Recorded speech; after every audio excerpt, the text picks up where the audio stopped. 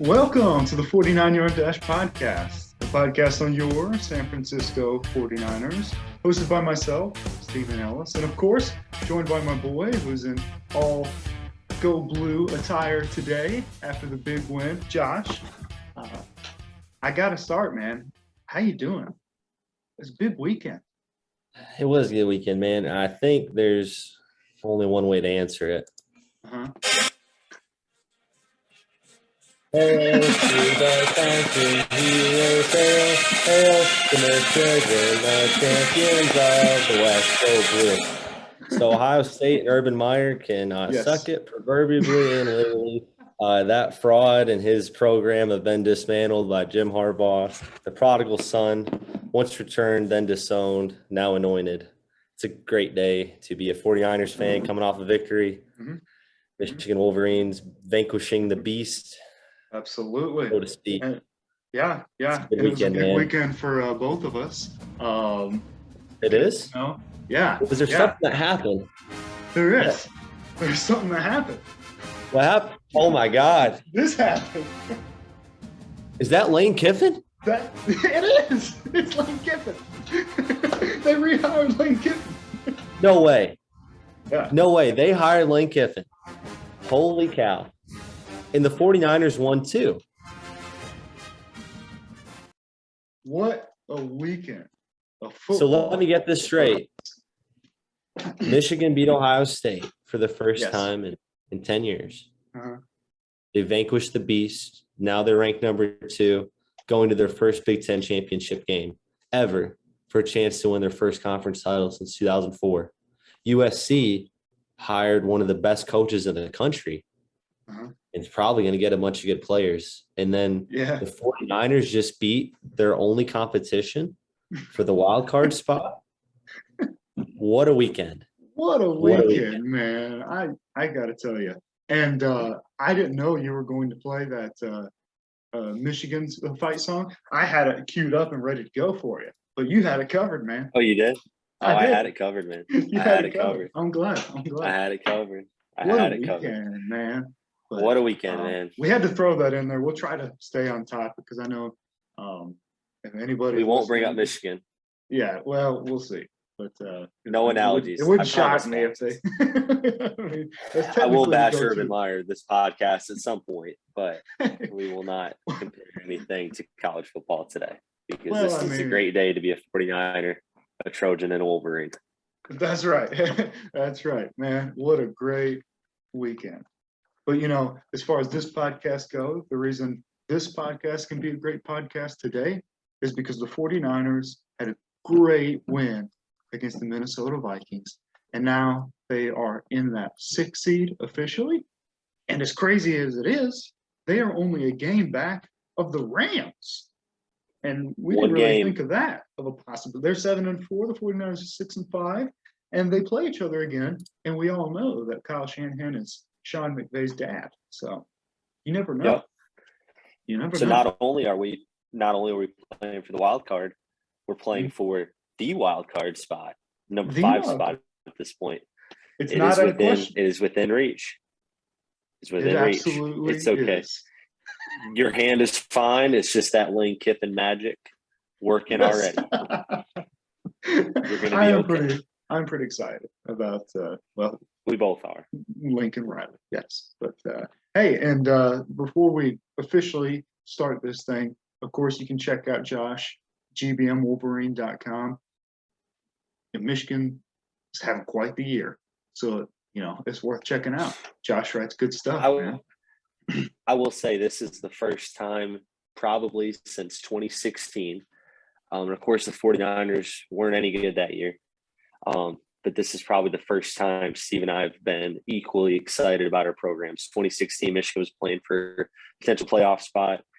USC, Sam Darnold rallied to win the Rose Bowl. It was a great year to be a college football fan. The 49ers sucked. Our basketball teams were bad too. But this is the first time in a while we've all had something, and with all our teams really, to be excited about. So it's a great opportunity, and we're going to enjoy it, guys. That's absolutely, man. But okay, this is a 49ers podcast, so let's try to get into it, Let's do it. Let's do it. Absolutely. Huge win. And we emphasized that over and over and over last weekend, last week rather, when we went over the podcast and previewing this game, saying winning this tiebreaker, getting to 6-5, is huge in that playoff race. And surprisingly, I believe if the season ended today, Bleacher Report has the Vikings listed at 7 right now, but I saw somebody else had Washington listed as 7, and that's a team that you mentioned that could sneak up in there. So I'm not actually sure who has the tiebreaker there. I saw 2 different apps have contradicting. So I'm actually not sure who actually has the 7 spot right now. Well, if you want to speak on what you think about the Washington football team and they're playing right now, I can actually pull it up. But what do you think about Washington so far, kind of rallying to maybe get that wild card spot? It's shocking. It's funny. We didn't even talk about them as an option, really. Well, you mentioned them, but we really just in passing.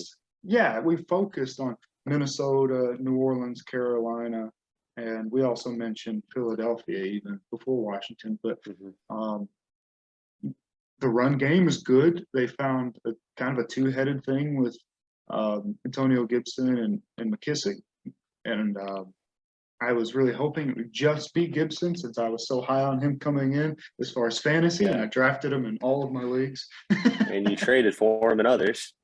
Yeah, okay. I traded for him in one. I only had 2 leagues, and then drafted him in the other because I couldn't. So it was. I was pretty high on him coming in, and been a little disappointed. But they're getting that run game going. And maybe the defense is starting to take a turn to the direction we thought they might be, because we were both high on them coming in because of that defense. And it got off to an awful start to the season, which was unexpected. But, hey, they could be viable for that 7 spot.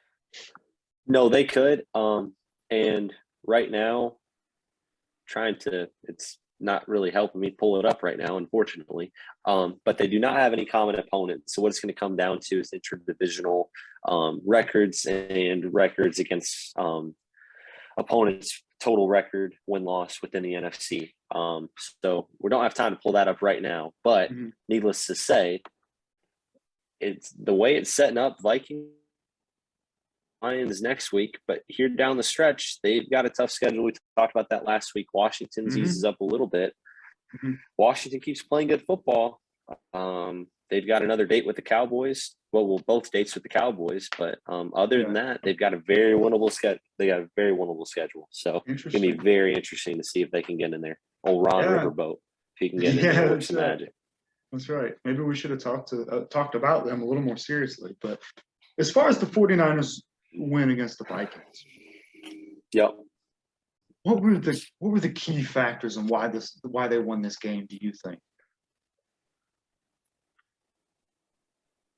I think it's the first note I made on this game was Jimmy was up and down, but the big reason why they won was because he was up when he needed to be up the majority of the time. Not quite the good Jimmy Garoppolo, but he wasn't horrible either. I did like how they got Juszczyk involved. Josh Norman really stepped up Sunday. Really played well. He's not a great cornerback. When we say Josh Norman plays well, he's not elite. He's not great, but he's better than Drake Kirkpatrick. And that's better than a lot of guys in the league right now. I think I'd rather have him over Akella Witherspoon, obviously this year, and even the Akella Witherspoon that was in the Super Bowl year. Shanahan's play calling got in a rhythm. And like I said, and then too, just kind of leaning on Elijah Mitchell in the run game. He's a stud. It looks like the future bell cow back whenever they do part ways with Mostert here in the future. But yeah, just kind of to summarize it, the run game with Mitchell looked great, getting Juszczyk involved, moving him all over the place, secondary locking up, and then just Shanahan finally settling into some consistent play calling that complemented each other and then complemented the rest of the team. Yeah, definitely so. One note that I made was, and what I texted you after that first drive was Jimmy Garoppolo is playing like he's on coke. That he came out throwing passes that were so ill-advised and just I mean, Off it target. blew my mind. He was 5 yards high on just about every throw, thrown into triple coverage. I was, what is this guy doing? But Yeah. he completely flipped the script and played pretty well for the rest of the game. I Go ahead. do want to say, before focusing 100% on the 49ers, give credit where credit's due. We talked about it. Jimmy played like he was on coke, but he did have some good moments. Mhm. Mitchell looked good. Defense looked better, especially against Justin Jefferson and Adam Thielen, that dangerous combo. But just to kind of call a spade, the Vikings do this every year, especially once Dalvin Cook went down with that injury. It really felt like they had no prayer in this game. It really didn't feel like they had a chance for quite a while with Kirk Cousins back there. It's sad to say it, but he's kind of a poor man's Jimmy Garoppolo at this point in his career. Even at that, his best is Jimmy Garoppolo imitation. That isn't speaking kindly. He just happens to have two of probably the 15 best receivers in the NFL out there. But the keys to victory and the reasons why they did win, the Vikings did kind of give it away between not executing on offense. The defense continues to have a steady decline after having the best one in the league for multiple seasons there. About 5-6 years ago, they've steadily fallen off a cliff. With the 49ers putting up the amount of points and yardage they had, especially in the run game. Elijah Mitchell averaging almost 5 yards a carry. The Vikings really gave that game away, in my mind. And, of course, the 49ers played great. They did a lot of things right. But it really, again, felt like one of those years, if you're a Vikings fan or you follow the Vikings, where they start out kind of hot and then they slip down the gate. They slip down the stretch. That's how it felt to me watching that game. It's interesting the play styles of Kirk and Jimmy are so similar. But I actually think they're at their bests. I think they're polar opposites in a way, and I'll elaborate. What I mean is, Kirk Cousins, you look at the box chart most games, and even this year, he's got what is it now? He's got 24 touchdowns to 3 picks or 4 picks. Yeah, he's a league leader in touchdown to interception ratio and for total touchdowns thrown this season. Yeah, I believe going into the 49ers game. Yeah, so I feel like statistically, and this has always been the case with him, statistically, he looks great. But in those big moments, he shrinks. Yet, I think Garoppolo at his very best in the peak that we saw in 2019 and at times this year is kind of the opposite, where sometimes the stats don't look great, but he's great on third down. So their play styles are really similar, but in that way particularly, they're kind of opposite in a way. I feel like, and not that I think Jimmy has just stepped up in the biggest games and played amazing, because if that were the case, then the 49ers would have a Super Bowl, but it's a play style extent and where they play their best. Yeah, that's fair. They probably have a similar Madden rating and a similar opinion among fan bases, but I don't necessarily think I would want either of them. Cousins is a better regular season quarterback, I guess, and Garoppolo is a better playoff quarterback because Garoppolo is what he is. And Cousins is one of those guys where he can light up defenses week to week when they don't have time to specifically spend multiple weeks focusing on and game planning for one specific opponent. And they can really key on his weaknesses. And that's part of the reason why he crumbles in the playoffs, whereas Garoppolo kind of can be a little more I'm trying to say improvising, but he can be kind of more of an improviser, improvisational. And whereas Cousins kind of is more of that statuesque quarterback back there. But I do get what you're saying. At their peak, they are different, but probably in the minds of fans, they do have a similar ceiling kind of opinion. Yeah, they do. And even looking at their attributes, like if you're thinking about, like you said, a Madden rating, they're probably really similar. Accuracy level for the most part, arm strength, stuff like that. They're real similar in that regard, and just the way that they play football. But man, I gotta say, my biggest key as far as this game was, I was glad to see the 49ers handle adversity and win a football game. Yes. Because it's like the last 2 games that they've won previously. Opening drives, they have 11-minute, 13-minute drives. And it's like they're in complete control of this game. And they're in control throughout. This game, they got down early, but were able to still play their brand of football and come back and win a game despite adversity. And that is a sign of a legitimate winning football team. I was really glad to see it. And honestly, I think that makes this little winning streak that they're on legitimately real. Yeah, I agree too. The Rams are falling off a cliff. So that game might seem like an aberration if it wasn't for what we just saw on Sunday, like you said, playing through adversity. In fact, just quick comment on the Rams. Believe they played Sunday Night Football, right? Mm-hmm. So it was Al Michaels made the comment then there on NBC. Al Michaels and Chris Collinsworth, but they made the comment after the game. They said the Rams legitimately might not win a game the rest of the way, and they're not wrong. They don't have a defense, don't have an offense. So the reason I even bring that up is because the dismantling of them we just saw, were it not for this game we just watched on Sunday, it might be for nothing. But just dealing with that adversity when things aren't going your way, and it's in a playoff game setting, and you are still able to come back and win it with authority, that says a lot about the character of the team. Mm-hmm. It says a lot about where they're at, and it's going to say a lot for their postseason hopes and dreams here down the stretch. Yes, absolutely. Another note that I had was that Deebo Samuel's really good at football, and so he's going to be out a week or two. So that hurts. But a big picture thing, and we kind of covered this either last week or the week before, but man, Brandon Ayuk, it is so good to see that he is the guy that we hoped. He's back on track for that, because coming into this year, me and you were talking about best cores of weapons, and we were talking about, man, Brandon Ayuk, Deebo Samuel, George Kittle, Raheem Mostert before he got hurt, and we didn't know about this Elijah Mitchell being so good. But that core, we're really happy. That's a great core. But then Mostert gets hurt. Ayuk is in the doghouse and not getting targeted. That core wasn't looking the same as we had hoped. But I think it's back on track.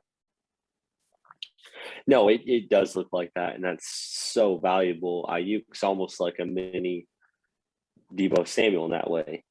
Not super strong, not super powerful, but pretty shifty.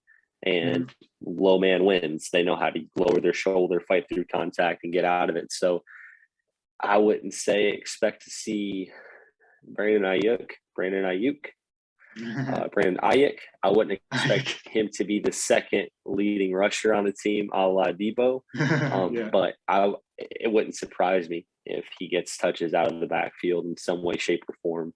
Jet sweeps, motion touch passes, or something. Yeah, it wouldn't surprise me here the next couple of weeks seeing him get involved here in the pass game, or not the pass game, here in the run game. And then too, when Deebo gets back, you've got Brandon worked into that role. It's going to really open things up. The defenses aren't just going to focus on motion with Deebo. They're going to have to focus on it with Brandon as well. Definitely. Like we've talked about, this offense has a lot of potential with all the pre-snap motion stuff that Shanny already likes to do. They got a lot of really versatile offensive weapons. Go ahead. They do. And before we get too deep, just to kind of correct ourselves here, as far as the playoff standings here, of course, the 49ers are one game back of the 5 seed. We'll address that here later in the show as well. Washington does own the tiebreaker over Minnesota. So Washington owns the 7th seed. Minnesota here tied with Atlanta and New Orleans owning the tiebreaker over them as well. Here, the 8th seed. The reason being, Washington wins tiebreaker over Atlanta and Minnesota based on the best win percentage in conference games. The division break was initially used to eliminate New Orleans, as it says, and then addressing why Minnesota is ahead of Atlanta based on, again, the win percentage in conference games. Okay. So Washington has a higher win percentage in the NFC, Minnesota with a slightly higher win percentage over Atlanta, and then Atlanta has the head-to-head over New Orleans. So that's why we see Washington at 7 right now. So it's going to be a convoluted mess here. But just to clarify, Washington is in the 7th seed. Wow. So real quick, I just want to go over this real quick.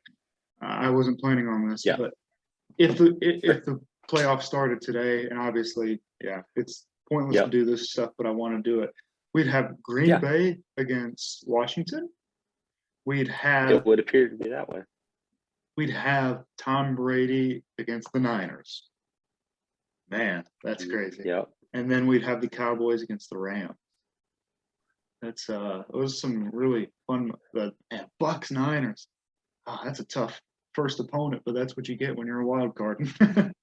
Well, and then even just the who would the Vikings be playing? You said the Packers, right? Well, the Washington, since they have the tiebreaker, right? Yep, I got you. Yep. Washington and Packers. Missed out on it. Correct. Yep. So that would be an interesting matchup just to see how that pass rush could get after Aaron Rodgers, and especially too that game being played in Lambeau.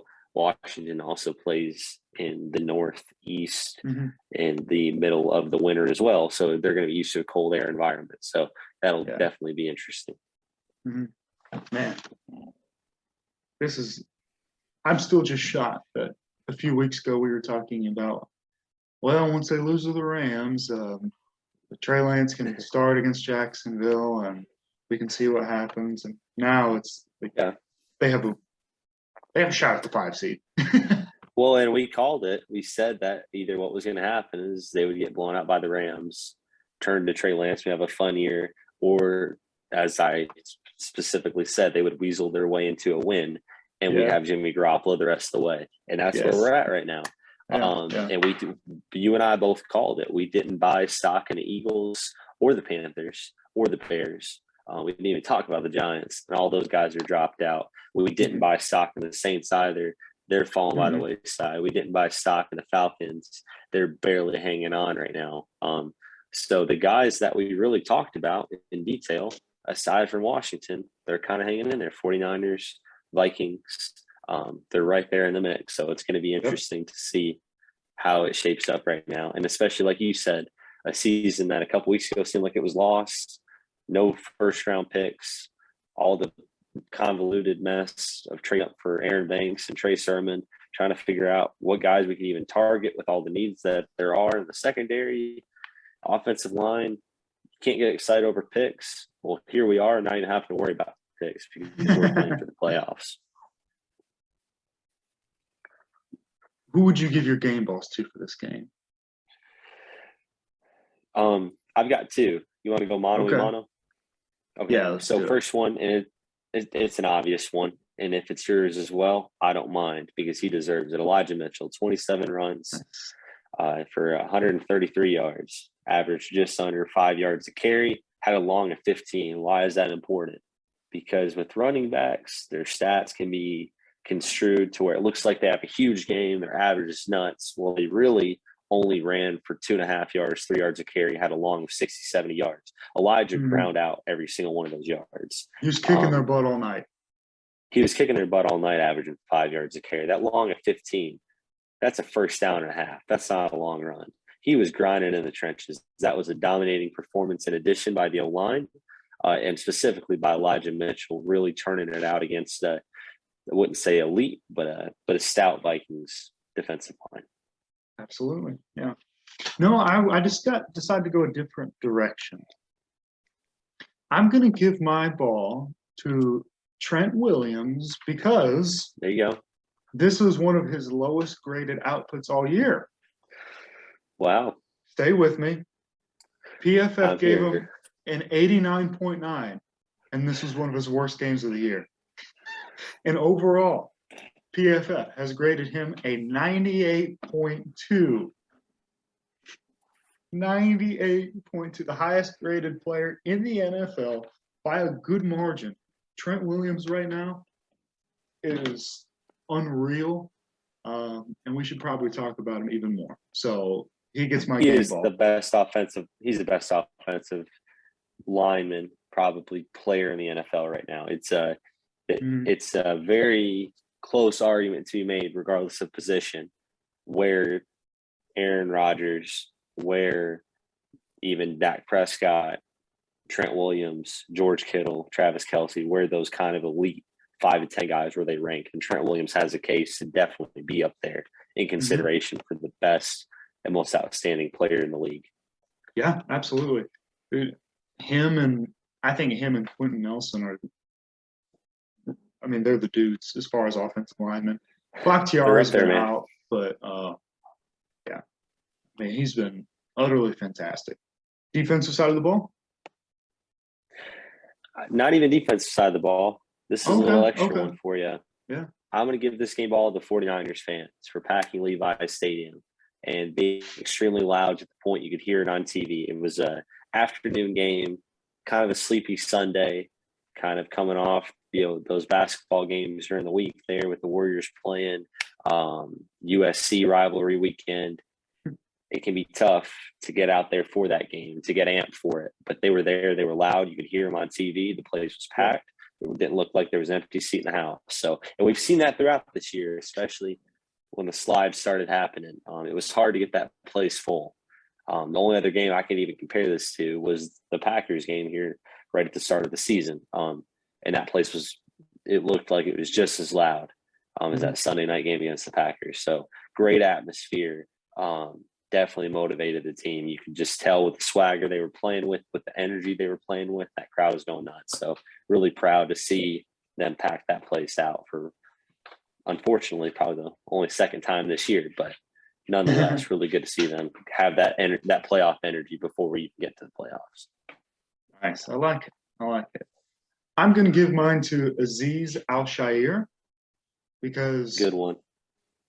When Dre Greenlaw got hurt to start the season, and he's got nagging stuff again, we kind of thought, man, who's going to play that second linebacker role next to Fred Warner? Mm-hmm. And he has stepped up. Yeah.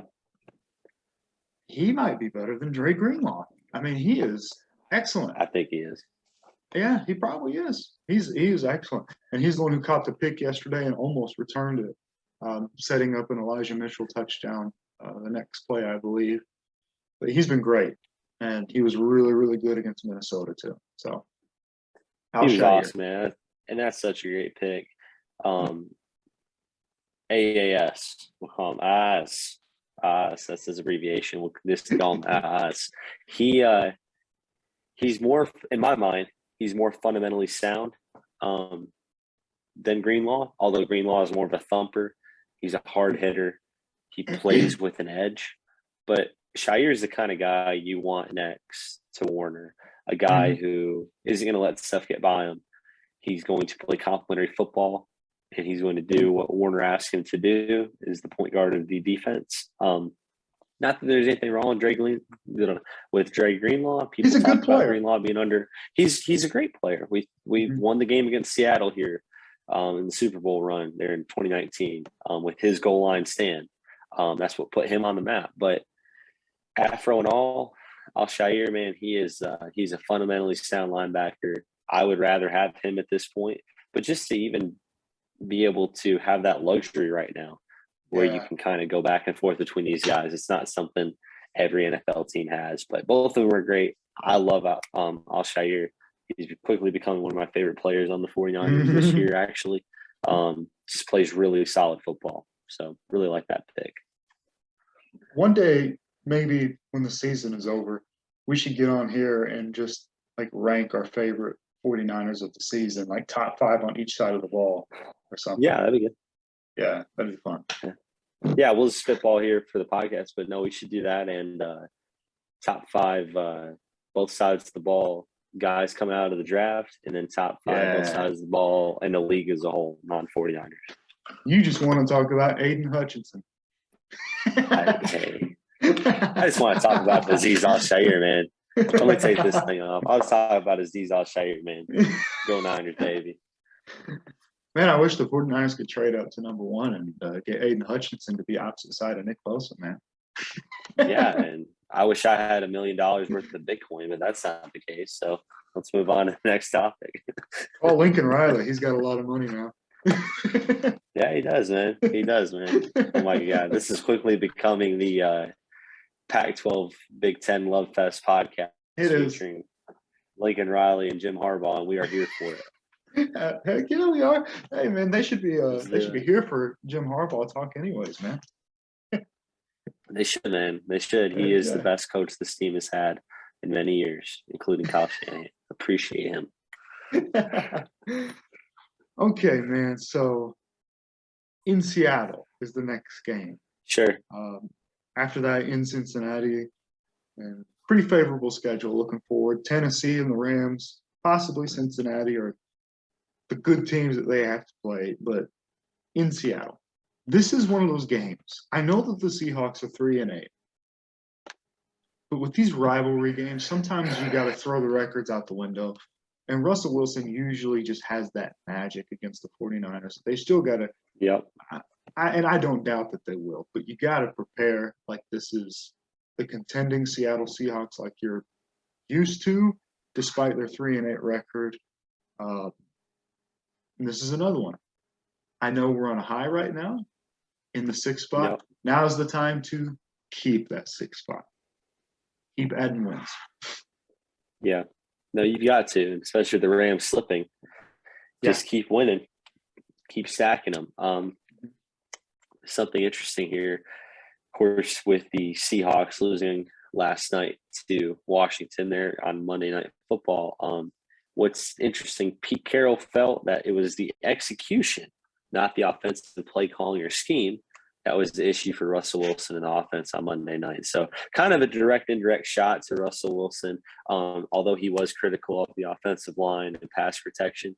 That's a shot across the bow to his quarterback, it feels like.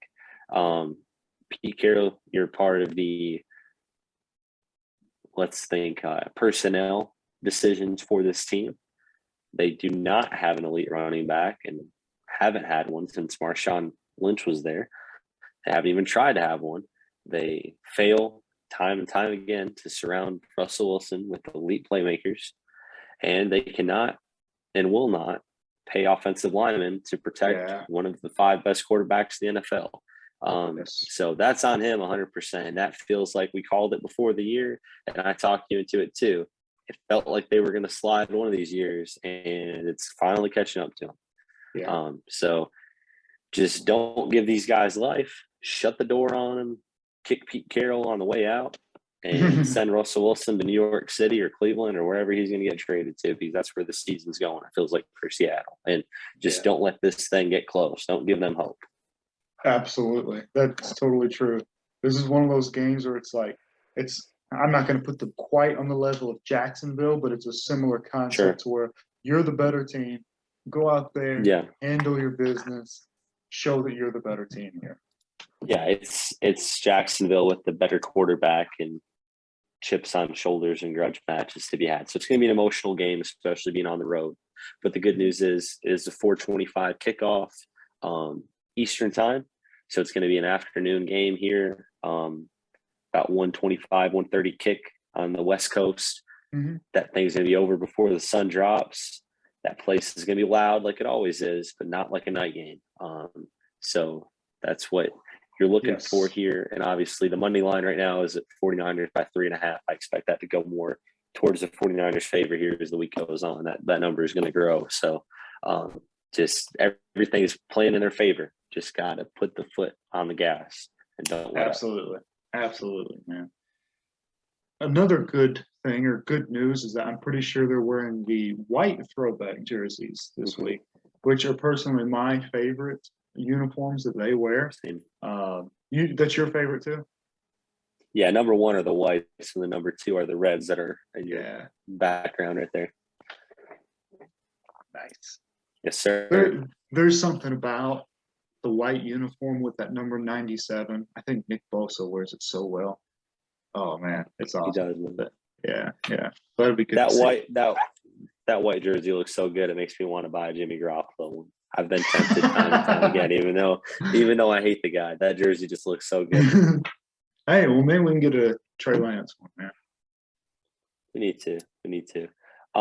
Are you ready to move on to as far as scouting the Seahawks? Yeah, As far as maybe definitely. their I was about pros? to. All right, Mhm. good deal. So I didn't want to jump the gun here. No, yeah, that's cool. So I just want to get your thoughts on them first because I've got some Mhm. stats lined up, and man, I am ready to just hammer these guys.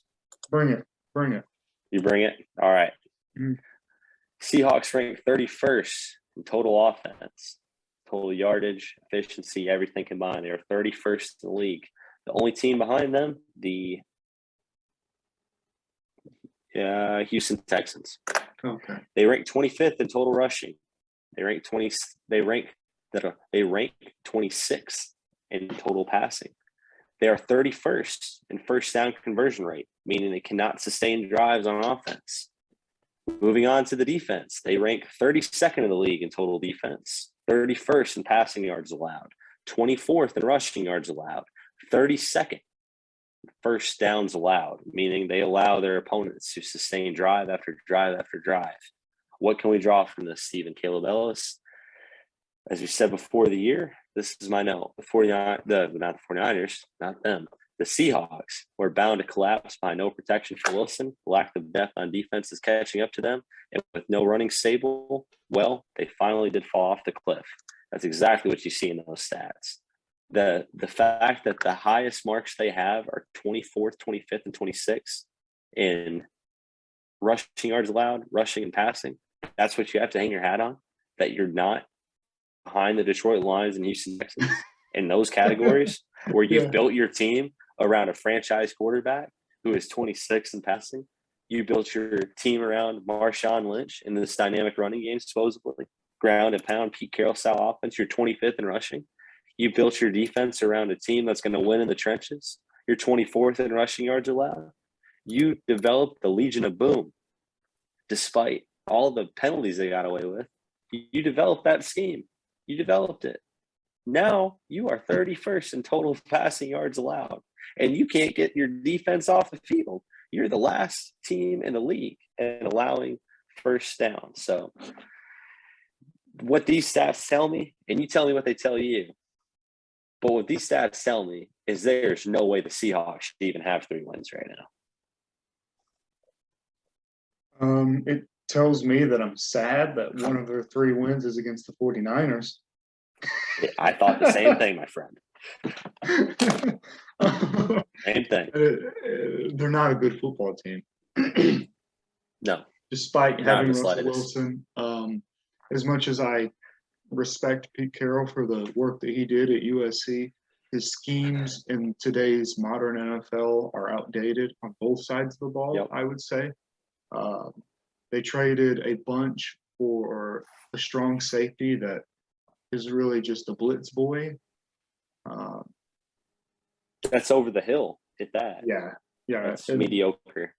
Hey, on the bright side, though, due to that trade, I am very interested in the top 10 of the draft. I'm not going to dive deep, but it's just really neat. I'm going to read you picks 4 to 9. Sure. Jets, Sure. Jets, Giants, Eagles, Eagles. So a bunch of back-to-back due to trade. So it's really interesting. That's nuts. Yeah. And you've got a team in the Jets who has their franchise quarterback. So think about how they could be drafting. Think about maybe a package that a team like the Lions might be looking to get, considering all the holes they have. Would love to see the Lions get Aiden Hutchinson. There's our Michigan quote of the night. But they have way too many holes. Think about a package maybe the Jets could offer, packaging those 2 first, maybe a second or a third in there to move up to 1, get a franchise defensive end like Hutchinson or Thibodeau. Man, that's an attractive offer. But just looking at the Seahawks, when you look at their wins, they beat an Andrew Luckless Colts week 1, 28-16 on the road in Indianapolis. Colts were suffering with additional injuries as well.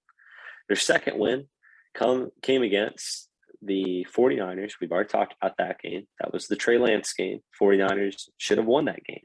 In fact, they won that 28-21. And their other win, their largest margin of win the whole year, was 31-7 at home on Sunday, Halloween, against the Jags. Jags, yeah. That's what they have to hang their hat on, is a 31-7 win over the Jags. And that was Who were coached by before, Urban Meyer. but coached by Urban Meyer. And ironically enough, Geno Smith quarterbacked that game. That's crazy. And I just can't. I was really going to try not to say it. Carlos Hyde was the leading rusher for the Jacksonville Jaguars. He carries for 32 yards. Freaking Urban, dude. He strikes again. That cold-blooded son of a gun. He got us again. But no, even if you give him the 49ers win, Andrew Luck's healthy like he was when the 49ers game should have been a loss. They should have one win right now, honestly. You did the same thing that the NFL Red Zone guy did, calling Carson Wentz Andrew Luck. You know what I meant. I don't care if I call him Andrew Luck. You know what? Screw you if you want to leave it in the comments. Not you, Steve. Our two fans that aren't anybody we know. If you're out there and you made it this far, congratulations. I'll give you my gently used Michigan hat. You can have it. If I call them Andrew Luck. But no, it's true. You just think about two white guys quarterbacking the Indianapolis team. Yes. But you look at those stats, man. Seahawks should not even be at 3 wins right now. They are really screwing the Jets because they've won 3 games. But, 49ers on deck. They've got an easy game against the Texans maybe. Then they get the Rams, and they get the Bears, get the Lions, and they close with the Cardinals. I don't see many wins left on this schedule for them, man.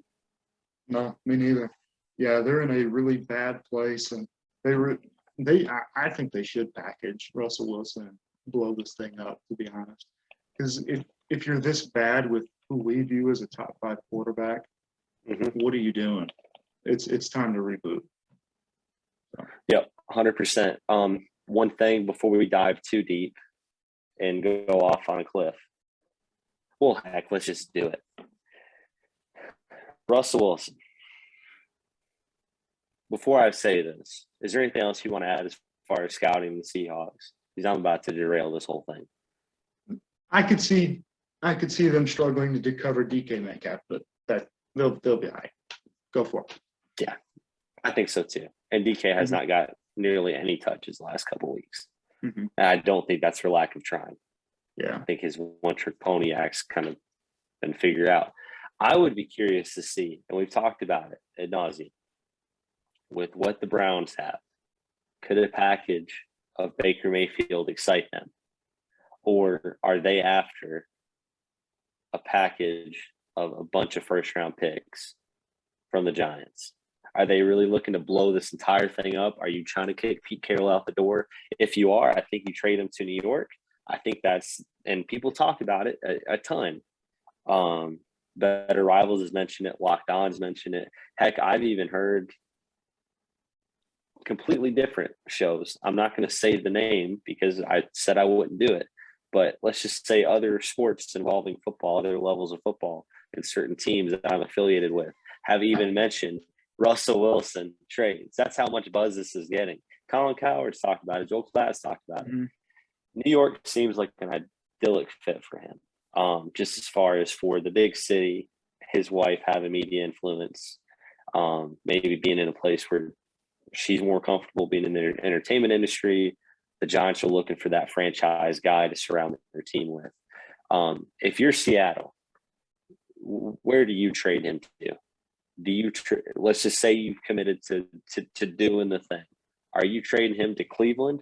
I'm going to give you 3 packages. Are you trading him to Cleveland for Baker and a couple late first-round picks, maybe a second and a player? Are you trading him to Giants for a Godfather offer? And obviously you're taking Daniel Jones back with you, but you're getting a Godfather offer. You're getting their first-round picks for the next 5 years. You're getting second picks. You're anything you want. Or do you maybe think about a wild card team like Carolina, who's got similar picks that the Giants do? They're not a big team.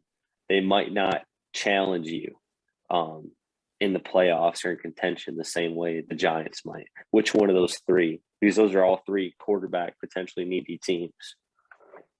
Where do you go with Russell Wilson? If I was running the Seattle Seahawks, I think what I want is I want to choose who my quarterback is. So I'm not as interested in Baker Mayfield and less draft capital. I would rather have. So there are two spots that I thought of. One you didn't mention, but they're in the NFC. So I don't know if they want to play Russell Wilson. But I thought of, well, I'm sorry, the Giants are too. Sorry. So either way, I guess honestly, I would also consider a team that has 3 top 14 picks this year, the Philadelphia Eagles. That's sneaky. As soon as you said 3 picks, I knew where you were going. 3 picks in the top 14 if the season ended today. That is pretty tempting for me. Number 14, number 8, and number 9. That's a great start to the rebuild. You might be able to get, with 8 and 9, pick 2 offensive linemen even and rebuild this thing from the trenches. And then 14, I don't know. I wouldn't pick a quarterback that high this year, but David Ajabo might be there at 14. Really start from the trenches there, but that's me. Yeah, and I don't think Matt Corral's has fallen to 14. That would be the only guy I would take personally. I'm not high on the rest of them. He's the only guy I am somewhat high on potentially being a franchise quarterback in this draft. And there's too much talent in the trenches in this draft, both sides of the ball, to take him first overall or in the top 5, in my opinion. But no, that's a sneaky pick. 3 first-round picks this year. Maybe you throw in the second this year as well and a couple first down the road. That's going to be the kind of package if you're looking, NFL fans, not just 49ers fans, if you're wondering what it would have taken, speaking to our audience, heck, I'll speak to them directly. If you wonder what it would take to get Deshaun Watson, we talked about in the offseason, or to get Aaron Rodgers, you're looking at a haul like this. It wasn't the Trey Lance trade. It wasn't what the Lions got for Matt Stafford. You're looking at way more than that. You're looking at more than 3 first-round picks. You're looking at a Godfather offer because you are getting a franchise quarterback who is a Hall of Famer, has a lot of life left, and he is ready to rock and roll now. You do not have to wait on him to develop. Matt Stafford is slowly declining. That's why he only got 3 first-round picks, and he was in Detroit for most of his career.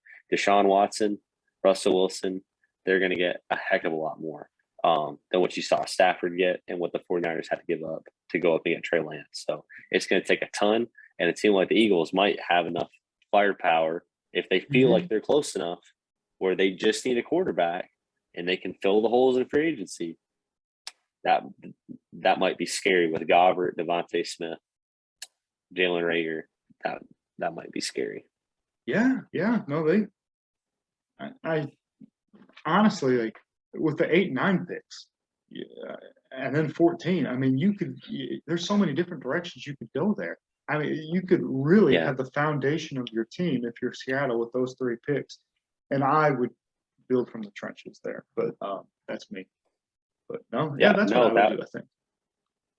Yeah, I think I would too. And just to entertain it, you look at NFL mock draft right now. This is nuts.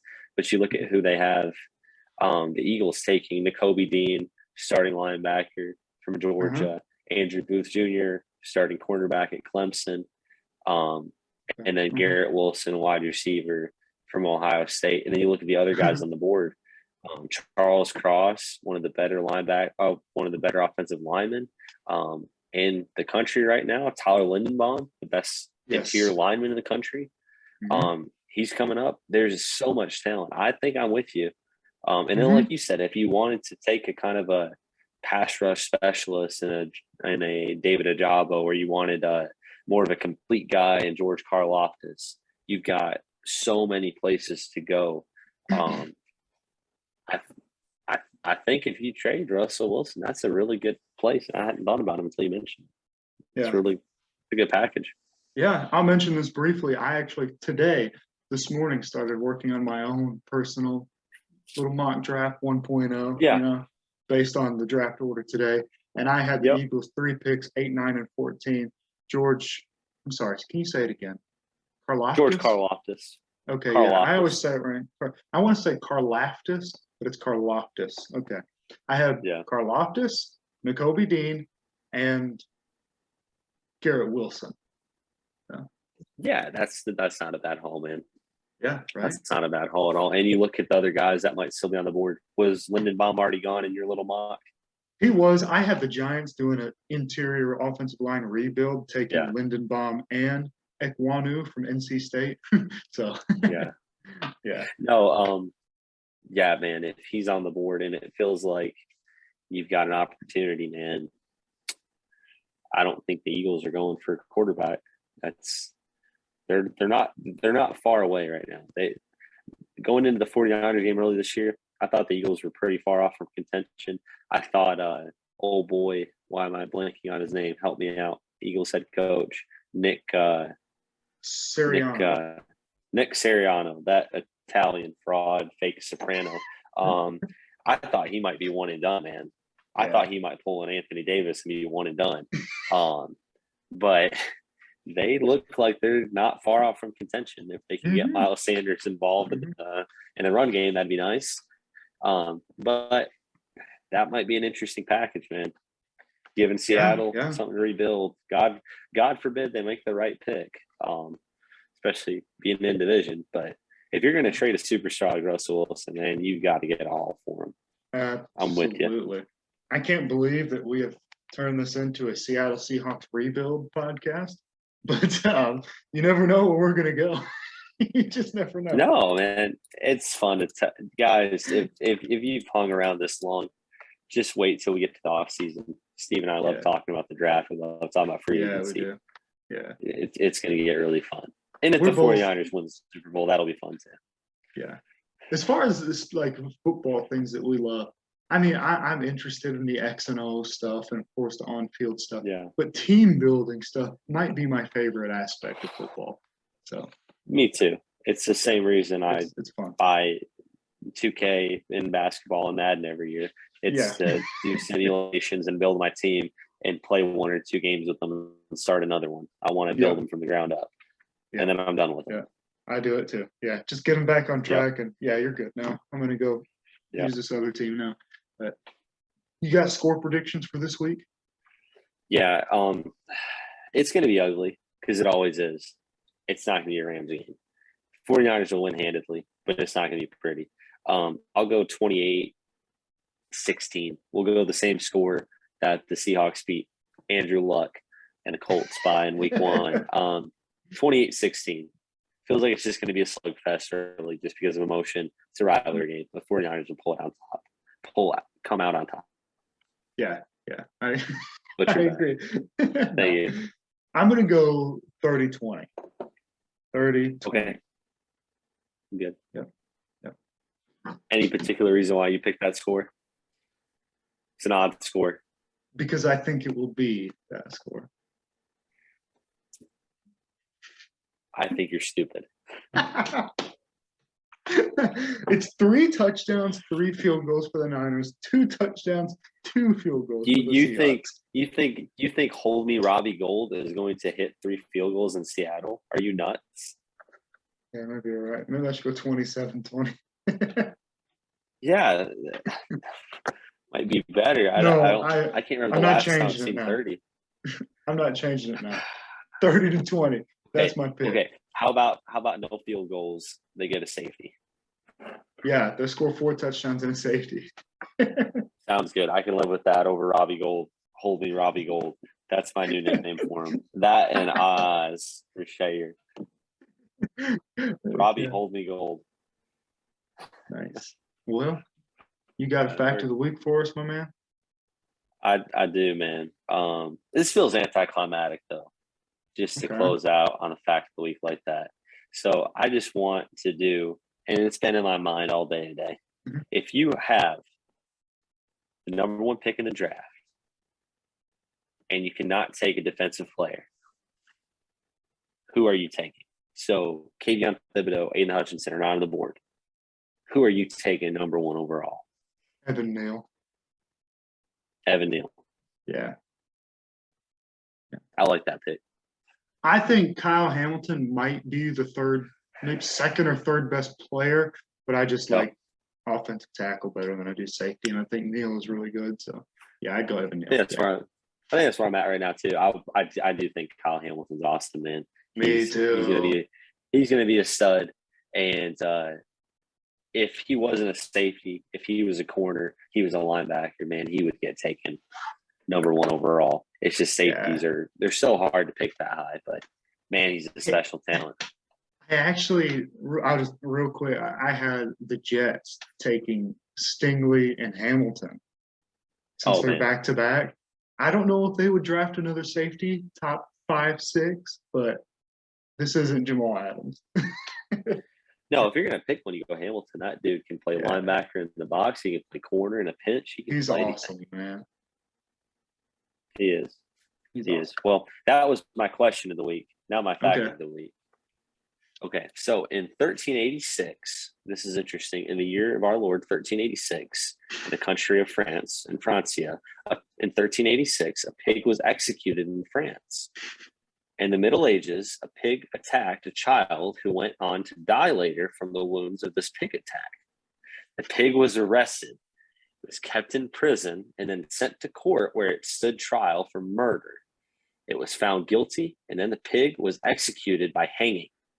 The moral of the story: never trust a local pig.